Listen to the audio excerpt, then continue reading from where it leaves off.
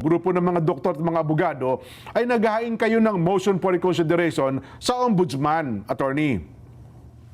Yes po. Kami po, kasama ko po ang mga practicing doctors, no, mga medical professionals sa probinsya ng Iloilo at kasamahan ko din ay ilan sa mga abogado who believe in this cause, no, especially that we are talking about public health, healthcare system, and this issue on PhilHealth, no. Kami po ay isa sa grupo na nagsampa ng kaso laban kay Executive Secretary and Emmanuel Ledesma, the former PhilHealth President and CEO, no. Ang aming pong final na kaso is for the illegal use of public funds or property, violations ng RA 319, plunder, grave misconduct, at the same time, no, sinasabi natin, technical malversation. Opo. Ano po pinaka-gist, attorney, ng inyong motion na inihain? Ang pinaka-gist ng final namin ay nais po natin na ang ombudsman ay suriin ng mas maigi, no? Ang kaso na aming isinampa at sinasabi po namin na the ombudsman allegedly or the ombudsman erred in requiring proof of intent for technical malversation. Ang sinasabi natin dito, ang technical malversation ay isang kaso na tinatawag natin sa batas natin na mala prohibita na offense, kung saan ang criminal intent ay hindi kinakailangan o hindi elemento, no. Ang mala prohibita offense is that offense which is not necessarily immoral, but it is criminal because the law says that it is criminal, no. Ang intent or ang motive ay hindi po bahagi dito, hindi po dapat tinitingnan, no. Pero kaya ini-invite natin ang opisina ng ombudsman na tingnan ito kasi ang sinasabi natin is intent is not necessary for mala prohibita offense, no. Ang sinasabi din namin ay ang ombudsman committed an error in treating the Special Provision 1B of the 2024 General Appropriations Act as valid justification for the transfer.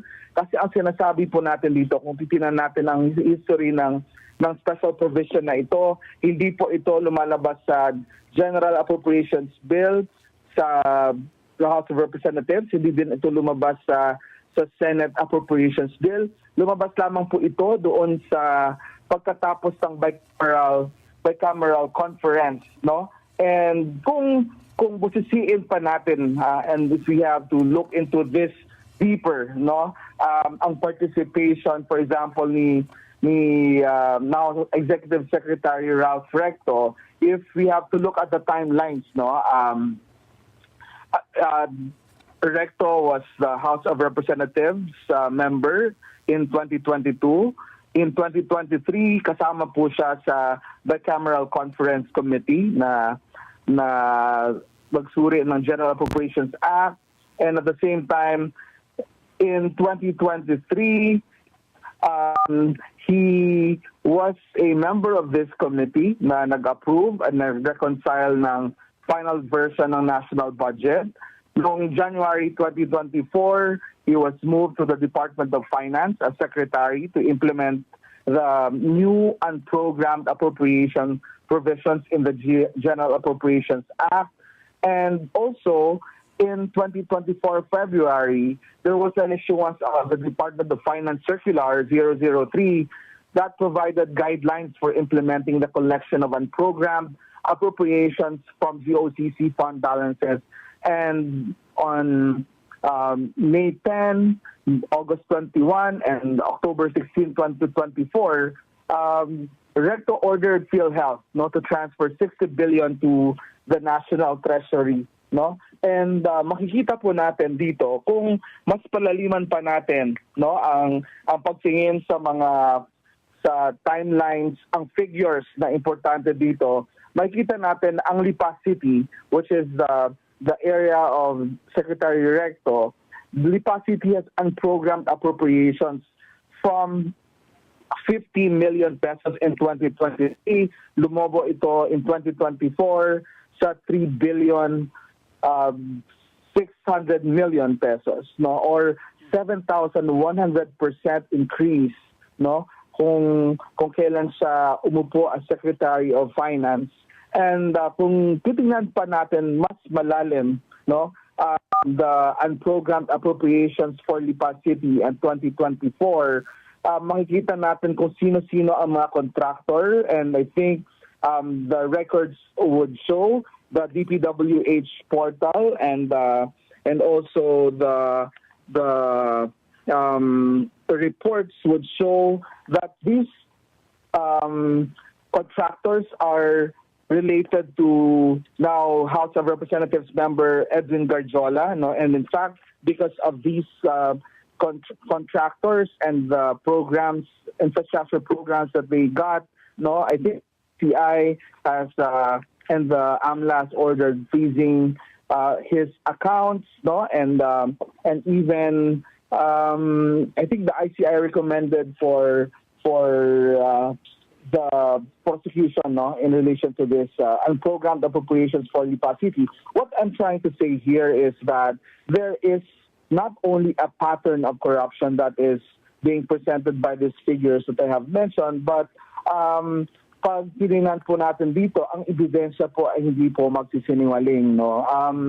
And this, mga ebidensya, mga malalim na pagtingin dito ay masa-trash out sa hearing. But we are saying and inviting the Office of the Ombudsman to review, look into the factual circumstances of the case, and makikita po natin na at this stage of the proceedings, the investigation stage, kailangan po na mas mapailalim pa ng Office of the Ombudsman ang pagtingin sa mga ebidensya, sa mga sirkumstansya, sa mga datos, sa mga facts, no, para makita na there is a sufficient ground to file cases before the Sandigan Bayan. Opo. Bago ko lang ipasa, Attorney Rodel, kay Nelson, kasi parang pinoint out ng Ombudsman doon sa kanilang desisyon na hindi daw po na ipakita ng complainants na mayroon pong motibo doon sa paglilipat ng pondo mula sa PhilHealth papunta ng National Treasury. Hindi daw po na-establish ng complainant yun, Attorney Rodel.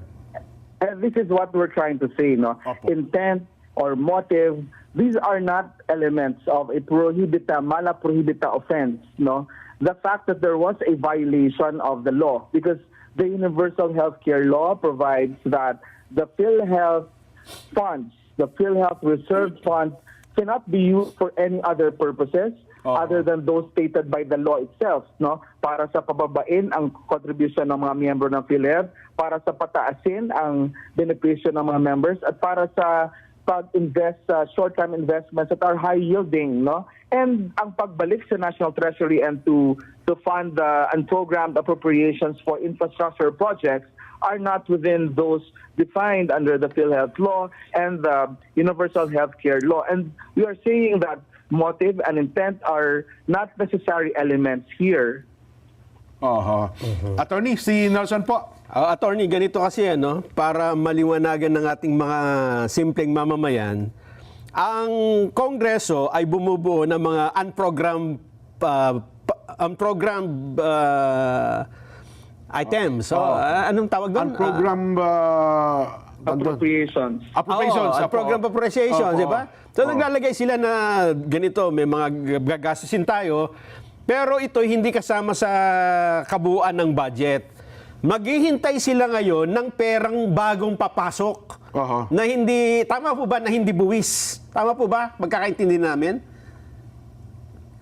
Ayon dito sa based sa implementation, no, section 1D, no, of the GAA, no, kumbaga hindi siya nakasulat doon sa listahan ng mga proyekto para sa taong ito, no. Pero because there is an unprogrammed appropriation, parang na distribute ito sa mga makapangyarihan, no.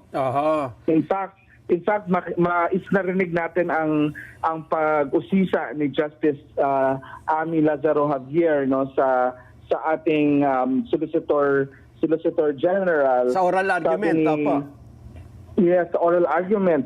And alalahanin natin that the case of PhilHealth declared unconstitutional ang transfer, no? Yes. Pero ang questions nga ni Justice Xavier dito is that ang mga na-remit na amount ng money ay ginamit para sa infrastructure projects tulad ng mga bridges, ganyan. Opo, infrastructure, sabi po ng Solicitor General, no? Yes. And ito ay hindi para and nauukol sa public health and universal health care. No, alam niyo po ba na at the time of the transfer of this amount, marami ang mga claims sa PhilHealth na hindi nga matugunan at maaksyonan ng PhilHealth, tulad ng claims sa mga doktor, ng mga ordinaryong miyembro na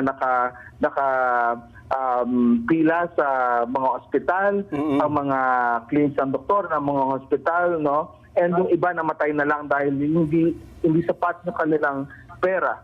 Yun. Ibig sabihin, kaya kinuha yung pera ng PhilHealth, nilagay sa pondo ng gobyerno para mapondohan yung mga unprogrammed appropriations. Ito And ba that is what ay... Attorney. Yes, and that is what we are trying to say. That's why Yes. hindi pwedeng sabihin na walang prejudice ito sa mga mamamayan o miyembro ng PhilHealth because the fact itself na nalipat natin ang pondo ng PhilHealth para doon sa mga infrastructure na hindi saklaw ng pera ng reserve funds for PhilHealth, there is a violation already. And sasabihin nila, di ba in order na ibinalik naman ang pondo, na ibabalik o ibinalik, pero damage has already been done. The violation of the law was already committed, and that is why we are standing here to fight against impunity. We wanted accountability, no? Yun ang gusto natin na makita ng ating buting ombudsman kasi yan naman ang purpose ng kanilang opisina. Tama. Ang ibig sabihin, kahit na ibinalik mo, hindi ibinalik mo, nagamit na eh. No. Diba? Nagawa mo na. Na-consummate. Oo. Ito ang pinakamabigat na tanong, Attorney Rodel. Hindi ko alam kung ito ay sasagutin ninyo. Si Ombudsman Boying Remulla ay DOJ Secretary nung inilipat yung pondo. Nung panahon na yun. Nung panahon na yun. Oo. At para sa kanya, bilang DOJ, siguro may kinonsulta pa siya dyan, di ba? Oo. Na para sa kanya, hindi, legal yan, okay yan. Yan ang kanyang legal opinion. Oo, edi, kaya natuloy di ba? Oo. Ngayon, siya na ang ombudsman, natural. Bakit ko naman kokontrahin yung sarili ko? Oo. Paano yung ganun? Kung simula't simula, yun na yung posisyon niya, paano natin mababago yung isipang ganun niya, attorney? And that's why you wanted to go back to the laws, no? Ang konstitusyon, ang universal health care, and the PhilHealth law. Ito ang mga basic na dapat tignan natin, no? And ang mga activities that Supreme Court has said that there is unconstitutionality already, no? And ang nasa kamay ng ombudsman ang pagtingin sa lahat ng mga web of offices, mga ebidensya and all of this, no, para mapatunayan ang violation ng crime na ito. While I agree that it is quite difficult for the Office of the Ombudsman to reverse its decision, but that's why we invite him to look into the factual circumstances. We invite him to look into the law and the violations here, because maybe a second thought will show, and they will realize that public health is an issue, universal health care is an issue in the country, and public funds, public accountability are the values that we are fighting for. Mahirap mahirap tumindig against the powers that be dito sa ating bansa as of this time.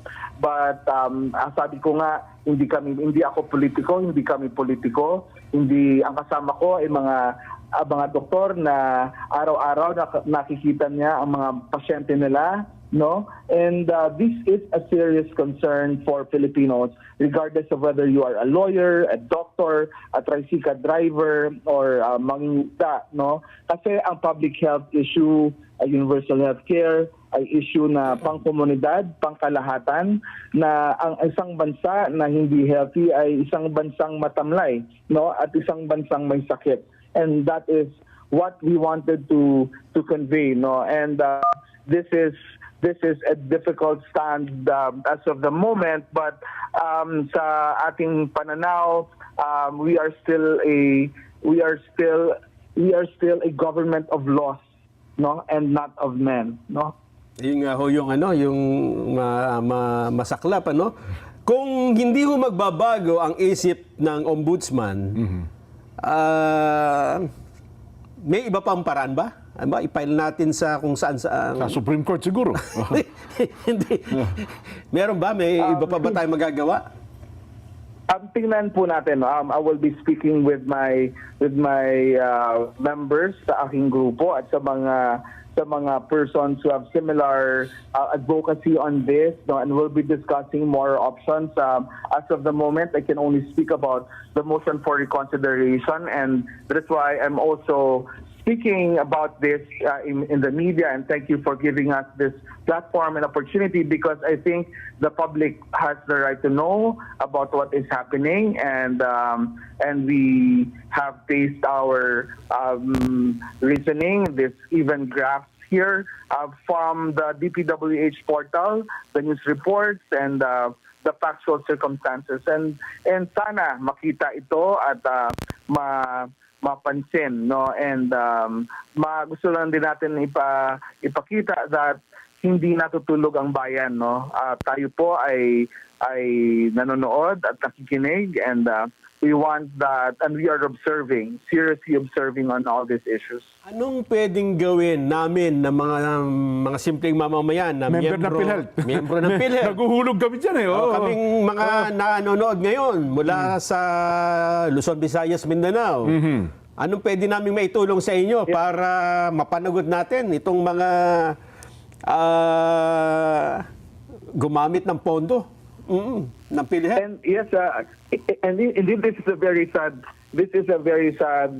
reality, no, because nakikita nga natin sa social media, we heard that there are stories of PhilHealth members na hindi nga nakapag-avail after working 35 years and contributing sa PhilHealth, no. And para sa mga ordinaryong miyembro ng PhilHealth, mga kababayan, dapat natin siguro tayo maging mapagmatsyag, maging watchful, observant of all this, and ingay po tayo para marinig kung hindi tayo po naririnig, no, on these issues, because and also I think we have to tayo maging mapagmatsyag, maging watchful, observant of all this, and ingay po tayo para marinig kung hindi tayo po naririnig, no, on these issues, because and also I think we have to keep ourselves informed. Hindi tayo maniwala sa mga misinformation, disinformation, and only with the knowledge that we know and understand that we can spread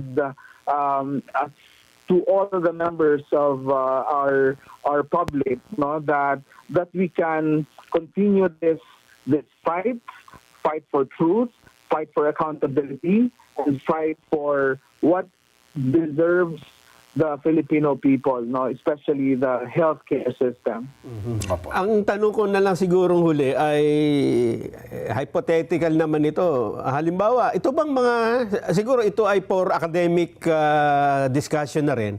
Halimbawa, ang isang kaso ay ipinel mo ngayon, hindi na pagbigyan dahil sa, yun nga, ang may